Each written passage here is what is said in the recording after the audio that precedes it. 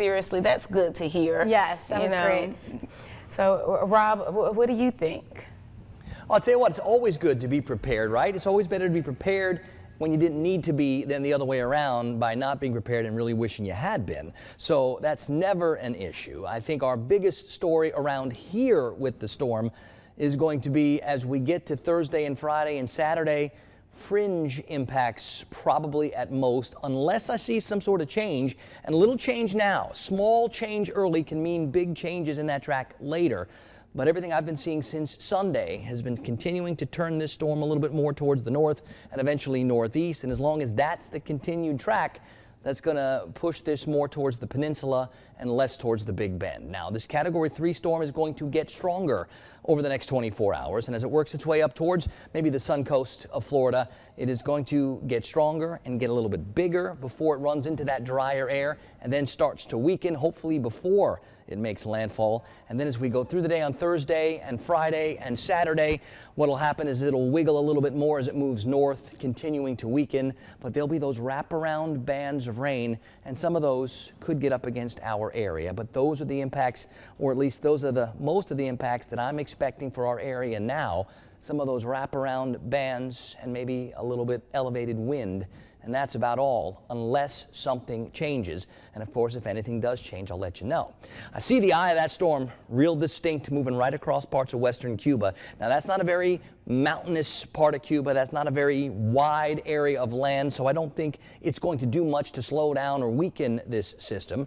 That eye is about 20 or 25 miles across. The core of the storm, maybe about 100, 120 miles across, so getting a little bit bigger. And as it works its way to the north, that rain shield is going to spread across the Keys and southwestern Florida and eventually find its way up towards central Florida today. And then it's going to keep raining most of the day tomorrow as the core itself continues to work its way north. The big rains are going to be on that eastern side, so that puts a lot of central and south Florida, the whole peninsula, in the spot where you could get really impressive amounts of rain. It's not going to surprise me at all to hear about places that get a foot or a foot and a half's worth of rain when all is said and done.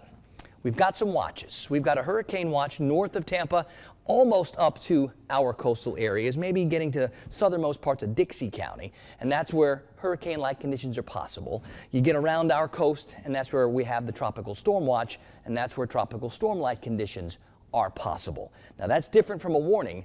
When we talk about a warning, that's where we expect those conditions or are already seeing those conditions. And from Tampa down through Fort Myers, that's where the hurricane warning is. A little north of there, the tropical storm warning. A lot farther south of there, the tropical storm warnings. So that's where we expect those conditions. Here's what it looks like on the Futurecast. That core working its way to the north and wobbling more and more east at times. The best rain bands, the strongest winds are going to be east of that center. So the Florida Peninsula from I-4 and south over the next 36 hours, that's where the brunt of it's going to be. And as long as the dry air and the boundary does what it's supposed to do, I think it continues to shunt this storm towards the peninsula and towards the east, and that'll spread some significant rains all the way up through Jacksonville and all the way up into parts of coastal Georgia. All the while, we are just on that edge where we could get some of the wraparound rain, we could get some breezy conditions, we will see some clouds. But as far as direct impacts, there's got to be a change in the path for us to get any of those. Look at that, 55 in Blakely, 56 at Camilla, and maybe we get a few more temperatures like that tomorrow. Most of us are in the 60s right now. I think our story today is going to be sunshine and thin clouds, with all the big rain staying way to the south. Higher pressure taking over, going to be our big weather player, and likely stays that way for one more day. It will a little bit retreat as this tug of war goes on between the tropical system to the south and the drier air to the north. But for today and hopefully for tomorrow, we're still looking pretty good around here. 60s, 70s early. I think it's 80s this afternoon. I'm keeping the rain chances out. I got the roof off the Jeep. I'm not putting it back on until tonight. Here's a look at that forecast for the next 7 days. Now, our best chances to get wet, probably going to be more like Friday, but we could see some wraparound showers Thursday if that track changes a little bit. Some areas to the east, especially the I-75 corridor, maybe a little bit more wet Friday into Saturday. And then it looks like things want to clear back up on Sunday. So we'll watch.